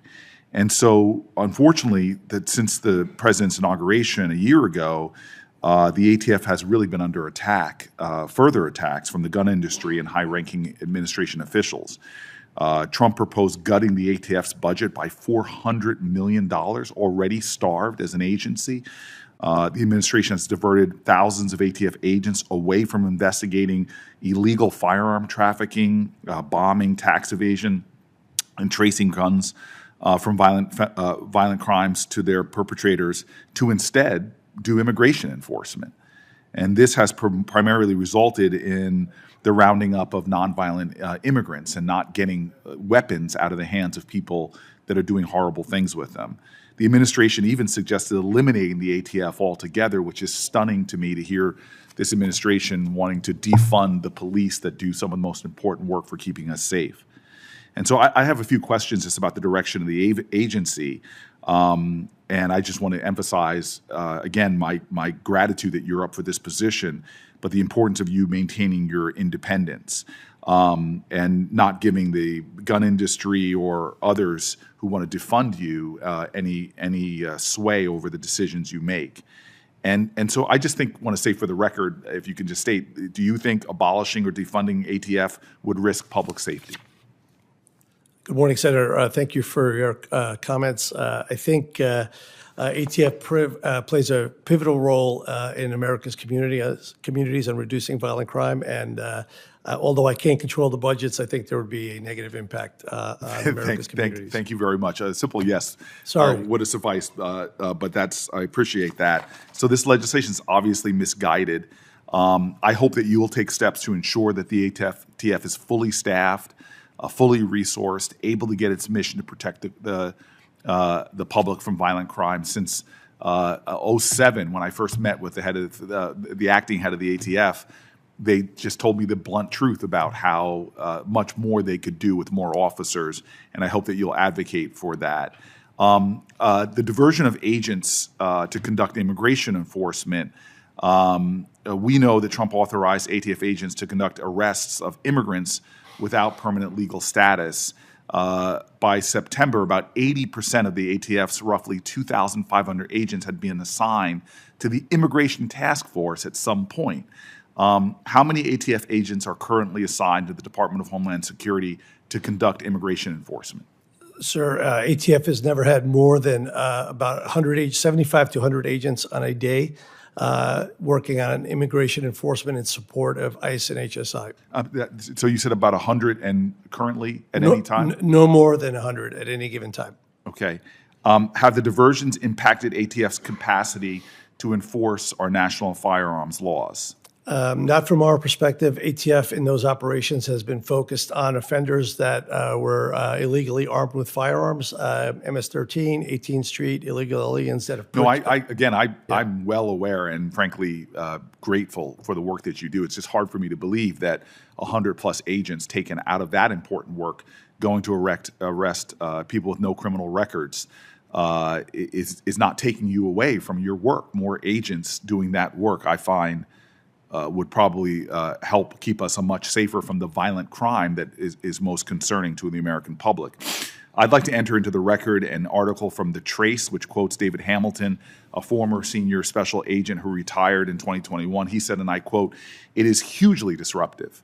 You work on a complex federal investigation for years in the making, which includes covert gun buys and intercepts and wiretaps. Now they're being told you can't work at all on that investigation for an indefinite period of time. Most of those leads are going to die on the vine." That's a former agent that has a lot of experience that counters this testimony that taking that many agents away doesn't undermine your mission. I want to ask one last question. Previous administration... Without objection, the documents made a part of the record. I'm so grateful for you, sir. You're welcome. I'm grateful for you. I'd be more grateful if you begin to wrap up, my good friend. I will wrap up with this last question. You with a gavel is a terrifying thing, so I'm going to remove myself as quickly as possible. I've got the gavel now. I just please don't throw it at me, sir. I know your arm's pretty good. I wouldn't do that. Okay, the last question, then I'm done. Previous administrations have released data about dealer inspections and trafficking investigations initiated by ATF at regular intervals. None of that data has been released during the past year of this administration. Is that something you're willing to do under your leadership? How many dealer inspections has the ATF conducted since January 2025? Briefly, sir. Yes, sir. I don't have the number of inspections that we've conducted with me, but we can provide you with that answer after the hearing. We've continued to do dealer inspections uninhibited. I would like to put on the record, I have no clue who Mr. Hamilton is, and I've been here for 21 years almost. And I'll go back to 1994 when I was a task force officer working with ATF, so almost 32 years. We are working Title III, RICO, gang cases. I challenge his statement as to the work that ATF is doing. We do have about 100 people working on immigration enforcement, but we are not impacting violent crime in a negative way as a result of that work that we're doing with Title VIII. Senator Schmidt. Thank you, Mr. Chairman. Mr. Cicada, I want to ask you, well, during the Biden administration first, the ATF issued several administrative rules that violated statutory authorities that were enacted by Congress. In a previous life, when I was Attorney General of Missouri, helped lead one of the lawsuits against one of those rules, the frame-a-receiver rule. Eventually, a different lawsuit came up against the rule, and the Supreme Court sort of sidestepped the ultimate issue on that. But there are similar rules, such as the stabilizing brace rule and the engaged in business rule that threaten to make responsible, law-abiding Americans into criminals and left gun owners with vague, difficult-to-follow mandates. Americans who want to exercise their Second Amendment rights and follow the law in good faith lacked any real guidance and felt like the ATF was trying to trap and punish them. The Second Amendment is a fundamental and inalienable right, so it's especially concerning when administrative state agencies like ATF infringe not only on the Second Amendment, but also the Constitution's structural separation of powers by issuing rules that are equal parts illegal and impossible to comply with. I understand you want the ATF to return to a true law enforcement mission rather than harassing law-abiding gun owners. So I want to ask you today if you'll commit to repealing or otherwise fixing this nightmare scenario for gun owners by revisiting the frame and receiver rule, the stabilizing brace rule, and the engaged in business rule, and any other overreaching administrative rules in a timely manner. Good morning, Senator. Thank you again for your question. I can assure you that ATF, under my direction, is following President Trump's Second Amendment executive order. We are currently undergoing a thorough review of all regulations. I can't speak to the specific regulations because of the guidance under APA. In the future, when the President and the Department of Justice team that our work is ready to be put out for a notice of proposed rulemaking, there will be a draft of all those rules for everyone to review. And we fully encourage everyone to please review those, ask your constituents to do the same to make sure that ATF thoroughly took those concerns into. So if I hear you right, if you're reviewing all of the rules, the three that I mentioned would be included in that, correct? Potentially. What's that? Potentially, sir. I can't. Let's lock that in. Let's lock that in. I can't do that, sir, but I would be glad to tell you Okay, that. I think that follow-up on that particular point will be important. Thank you, sir. Appreciate it. As relates to another issue, the ATF is the primary regulator of the commercial explosives industry, as you know. It has been more than 2 decades since the last comprehensive review of ATF's regulations for commercial explosives occurred. What's your plan to modernize these regs that are, at this point, pretty outdated? So those are part of our review as well, sir. And unfortunately, I can't give you any specificity, and I apologize. I don't want you to think I'm being challenging with you. No, that's all right. Yep. We got time to follow up. Thank you, I sir. appreciate it. As for the judges, thanks for being here. Congratulations. I want to, in my time, I referenced my previous life. I found that perhaps the most important character traits in the legal profession these days is common sense and courage. You're endeavoring in an effort. It's a lifetime appointment, which is very important and for good reason. The tactics of intimidation at this point, by the left principally, are pretty intense. And so I want to ask, and some of the decisions may not be popular at cocktail parties or in social circles or with the Washington Press Corps or whatever, but I think it's really important to have judges that understand what the law is and are willing to uphold their convictions with those decisions that they're making that are really important for the future of our country. So I guess I want to ask each one of you, can you give me an instance where you were confronted with a scenario that maybe it wasn't the most popular thing in the world to do, but it was the right thing to do, and that you stuck to your guns even though there was a lot of pressure to do otherwise? Certainly, Senator, I'm happy to start. Through both my role... Briefly, folks. Yes, but in both my role in the Texas Attorney General's office and my role serving this body, I worked on many issues that had polarizing effects. People had thought very strongly one way or the other, and I made sure to follow the law and advocate for the position that I was supporting in both those positions. So, yes, Senator. Thank you. Senator, in my work on class action fairness, I'm often representing class members objecting to settlements where both the defendants and the plaintiffs want to have the settlement approved. And so I'm often very unpopular walking into the courtroom, and I have no problem standing up for the rule of law because I know it's the right thing to do. Senator, as a sitting state court judge in a rural part of Arkansas, small town, pretty much any case I preside on, there are people that know people. There's a lot of ethical issues that you've got to deal with. And frankly, any decision I make, there's a chance someone's going to be upset with me. And so I believe that my year on the bench, that I have made decisions in accordance with the law without fear or favor. Senator, I would say that this comes up quite a bit in sentencing. Can you please you have defendants before you who are real people who are facing significant sentences. You also have victims who are real people who want their day in court. And so you have to listen to the arguments for both sides, but at the end of the day, you have to be courageous and make the right decision. Thank you. Thank you, Mr. Chairman. Okay. I've got to go vote. Senator Schmidt is going to preside. Before I go, I want to do one thing. Is Mr. Charles St. John here? Charles, do you have anything you want to add about your mom? How about vote for her? Thanks, man. Senator, you're a good man, Charles. Don't go in politics. Go to med school. Senator Schmidt in the chair. I think it's Senator Blumenthal. Richard, have you voted yet? Senator, I would be happy to yield to Senator Schiff. Okay, I was just doing what I was told. I was told you were up. Yeah, Senator Schiff. I appreciate it. Thank you. Thank you, Senator Blumenthal. Appreciate the courtesy. Mr. Cicada, thank you for taking the time to sit down with me yesterday. I just want to follow up on Senator Booker's question. You mentioned that at any one time, 100 agents could be essentially reassigned to work on immigration cases. That's 100 agents out of how many overall? Good morning, Senator. That's 100 agents out of the total agent cadre, which is about 2,400 agents.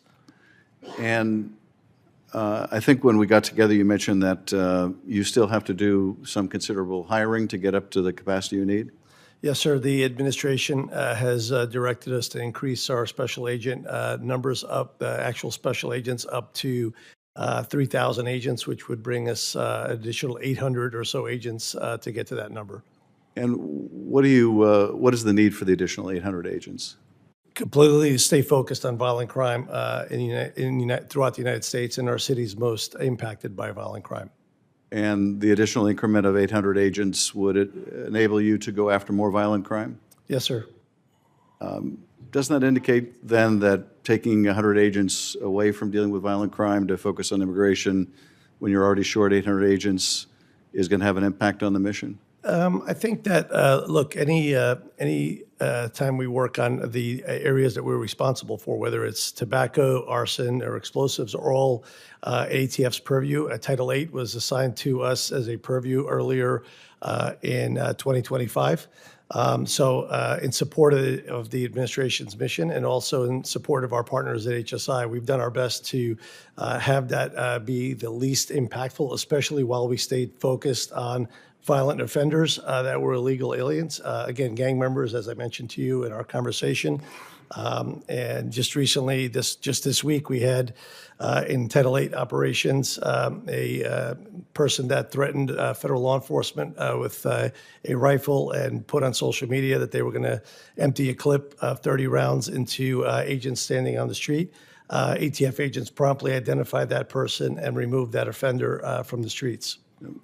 Mrs. Cicada, I appreciate that, but I think it's really incontestable that if you need more agents to go after violent criminals that are using guns and the commission of crimes, then diverting some of the agents you already have, 100 agents, to work on immigration enforcement, often generally involving people who have no criminal record apart from being undocumented, is going to dilute your effectiveness.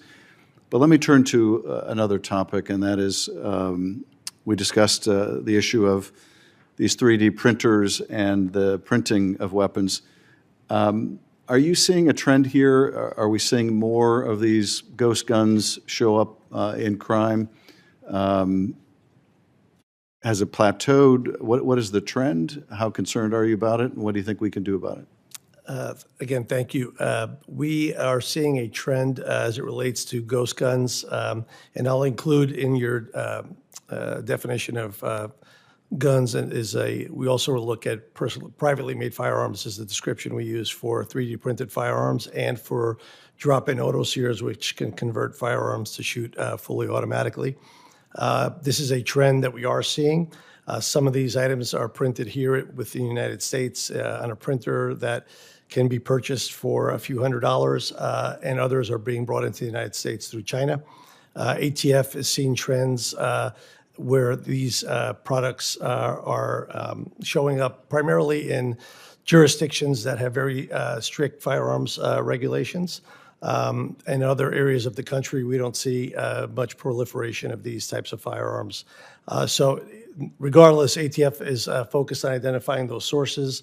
And I'm sorry to tell you again, but we use all of the tools we have to try to identify who's manufacturing these 3D printed firearms. And one of the greatest tools we have is our laboratory here in Amandale, Maryland.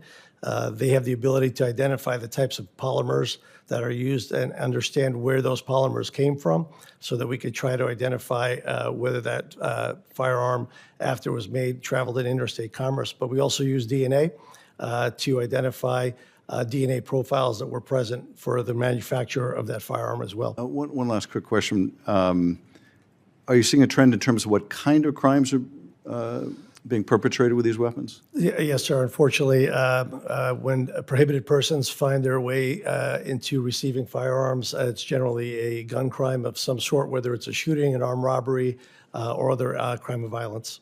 Okay. Thank you. I yield back. Thank you. Senator Hawley. Thank you very much. Thank you to all of the nominees for being here. Congratulations to each of you. It's great to see you. Mr. Cicada, let me just start with you, if I could. Let's start with the Second Amendment. Missouri, I think that we've got to be the strongest protector of the Second Amendment anywhere in the country. We're a constitutional carry state. We have no state-level permit requirements for concealed carry. Our Constitution, our state Constitution, inscribes the right to keep and bear arms and designates it unalienable in our state Constitution. It subjects any restriction on that right under our state Constitution to strict scrutiny.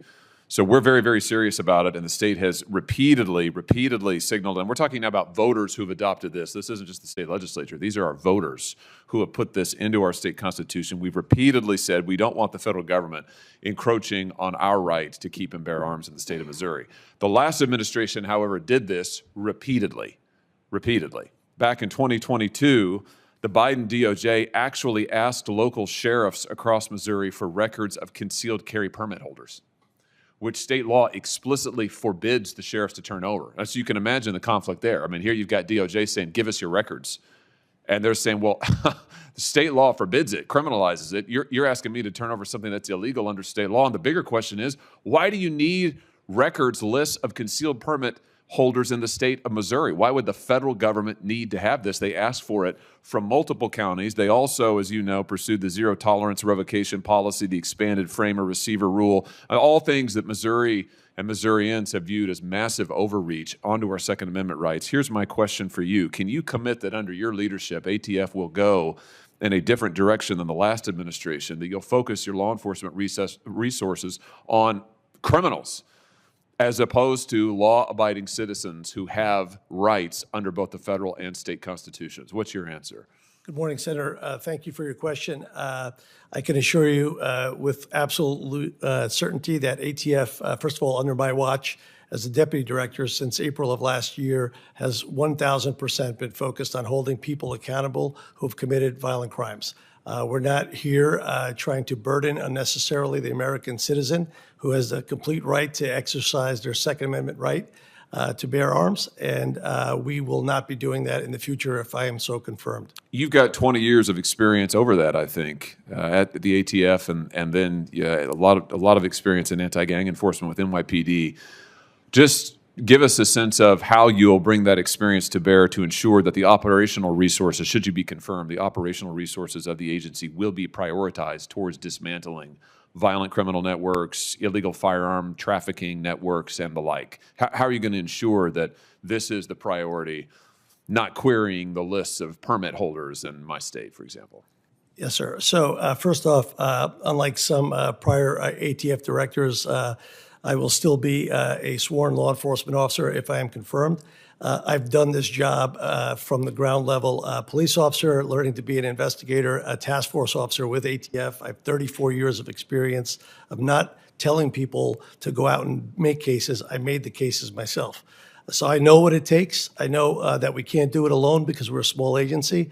I've worked with practically every ATF agent that's actually out here making cases. We all know each other. And here at ATF, we respect federal law enforcement officers that do the job, not talk about doing the job. Those of us that have done the job, we know to stay focused on violent criminals, and that's what you pay us for, and we will continue to do that. Terrific. Terrific. Thank you. I look forward to working with you. Let's talk a little bit about nationwide injunctions here with the judicial nominees. By the way, congratulations to all the judicial nominees. This is going very well for you because there's nobody in the room on the dais. So that's when you know, like, you're doing great. You're doing great.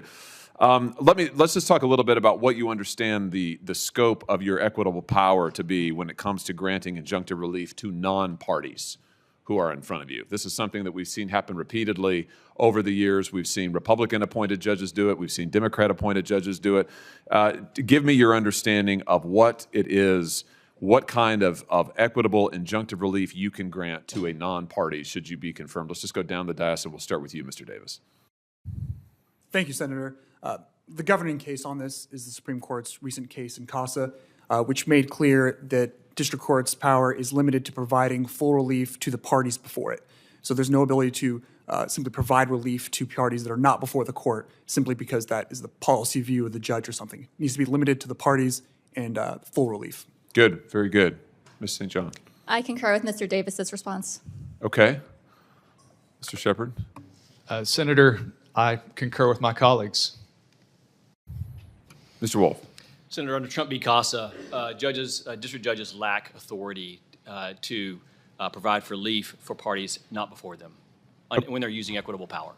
Good. Okay. So I'm glad we're clear on it. It sounds like everybody agrees that you cannot bind. As a district court judge, it would be your understanding that you're not able to use your equitable powers, which injunctive relief, of course, is inherently equitable. You're not able to use those powers to bind non-parties who are before you. Is that, we all agree on that? Yes, Mr. Davis? Yes, Senator. Ms. Yes, St. John? Senator. Yes, Mr. Shepard? Yes, Senator. And Mr. Wolf? Yes, Senator. Okay, I've got some other questions that I will give for you, give to you for the record. I just want to say in closing, with regard to you in particular, Mr. Davis, and I'm sorry that Senator Cruz is not here. You served with Senator Cruz for a number of years, and it's a little bit like that episode of The Simpsons, I think, where Lisa's in a science project, and it's like a great project, and the judges look at it and like, yeah, very impressive, and then they go and meet Homer, and they come back to Lisa and they say, having met your father, we're awarding you bonus points. Having served with your former boss, I'm awarding you bonus points. Mr. Davis, you're going to be tremendous. You're all going to be tremendous. Congratulations. Senator Blumenthal. Thank you, Madam Chair. Senator Schmidt asked you about moments of your career where courage was demanded. And so I'm going to pose to you some questions that may evoke that kind of moment. Let me ask each of you, beginning with Mr. Davis, who won the popular vote in 2020? Senator, in 2020, President Biden was certified and served 4 years as president. Who won the popular vote? Senator, the same answer. President Biden was certified. St. John? Senator Joe Biden was certified the winner of the 2020 election and served 4 years. Judge Shepard? Senator, President Biden was certified the winner and served 4 years. Mr. Wolf? Same answer, Senator. Same answer. Once again, refusing to acknowledge who won the popular vote. I am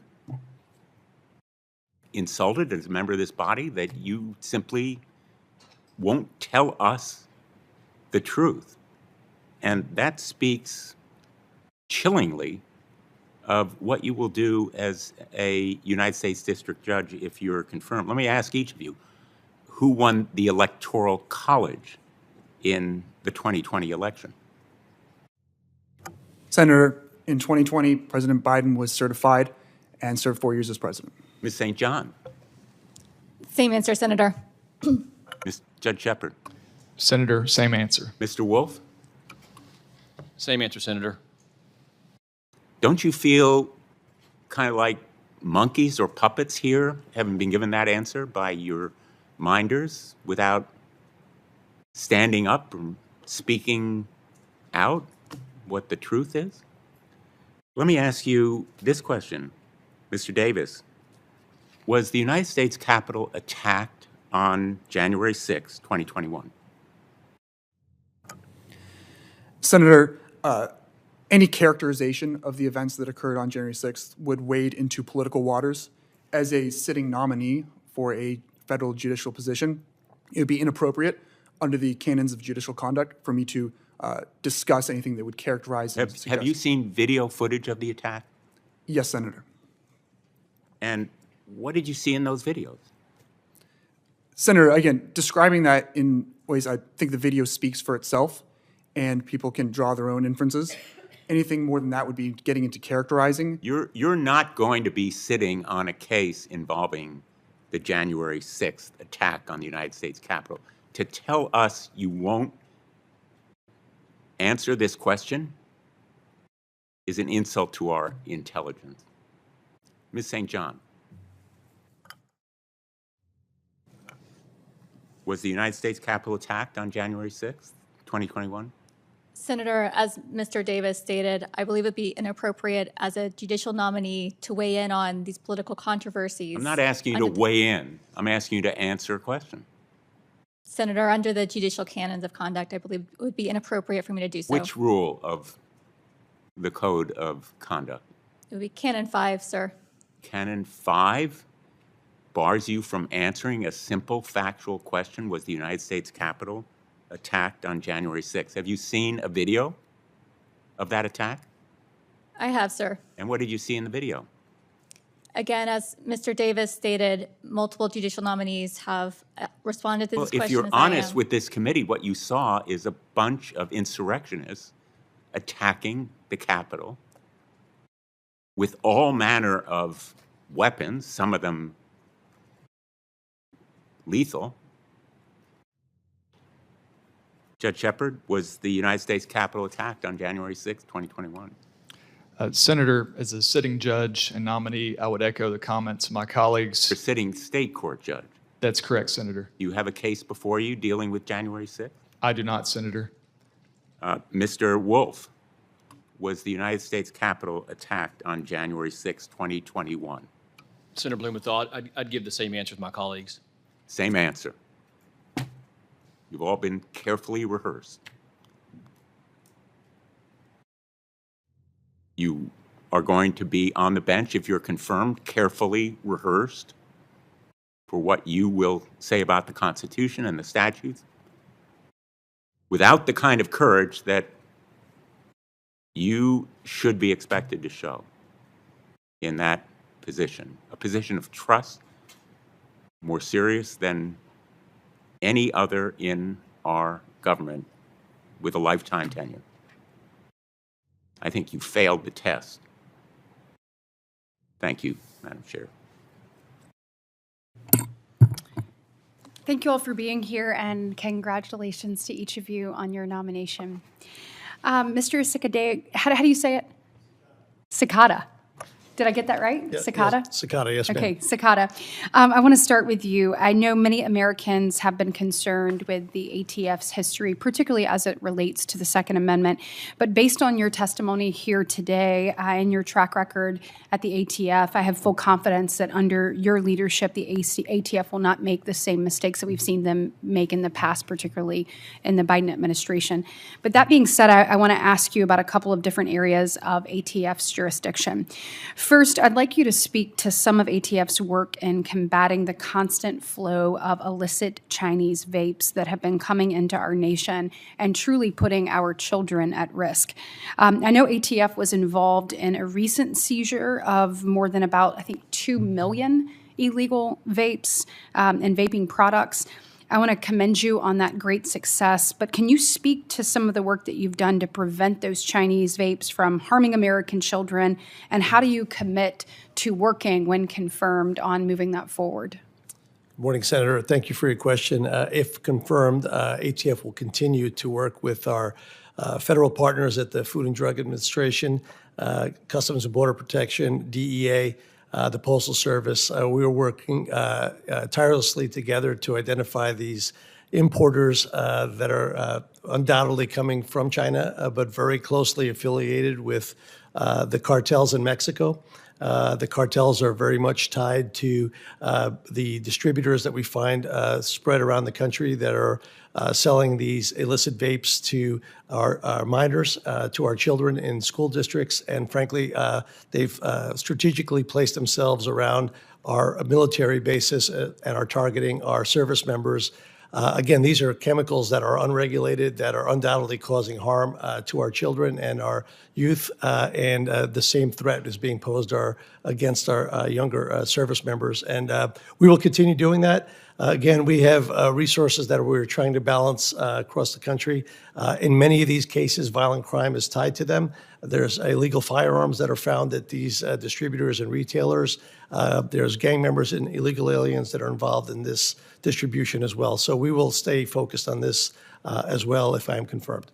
Good. I'd like to work with you on that when you're confirmed. I think this is an area where we're just scratching the surface. You just alluded to it in your answer, but we know when we get there, not only is it harming children, not only are we looking at what's happening at our military bases, but a lot of times this unlocks just a world of crime that unfortunately puts Americans at risk. And I think we need to do more to crack down on this. So I appreciate that.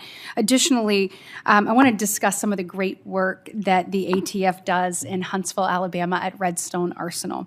As you know, ATF's National Center for Explosive Training and Research is located in Huntsville and is a national hub for life-saving explosives training. Can you highlight some of the important work that the ATF is doing there at Redstone Arsenal in Huntsville? Sure, ma'am.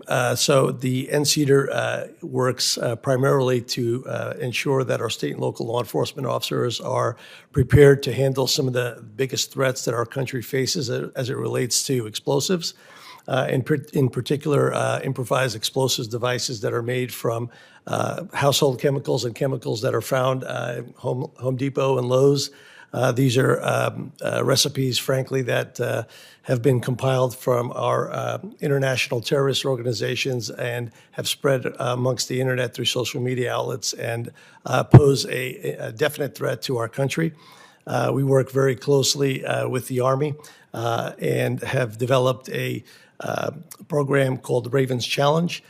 Ravens Challenge is something that ATF distributes on behalf of the Army with our partners with the FBI working alongside with us to ensure that our state and local partners are trained on handling a mass casualty event that would be tied to a homemade explosives or improvised explosives incident. So it ensures that we all know how to work together, responding and working in our areas of expertise without unnecessarily hindering the other from being able to accomplish the mission.